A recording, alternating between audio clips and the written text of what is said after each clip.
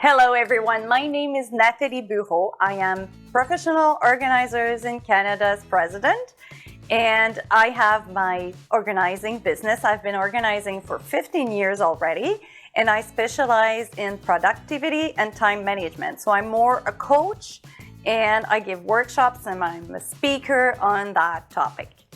Today, I am here to talk to you about the very first ever World Organizing Day, which the International Federation of Professional Organizer Associations put together. So there are 11 organizations that are part of the IFPOA.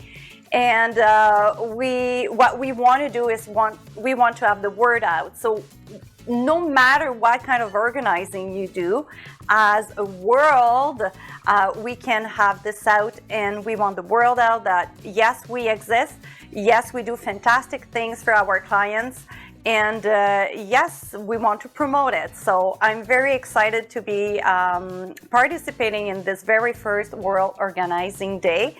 And I hope you jump in your social media, you talk about it with your clients, you talk about it with your fellow friend organizers, and we promote it so it becomes something fabulous.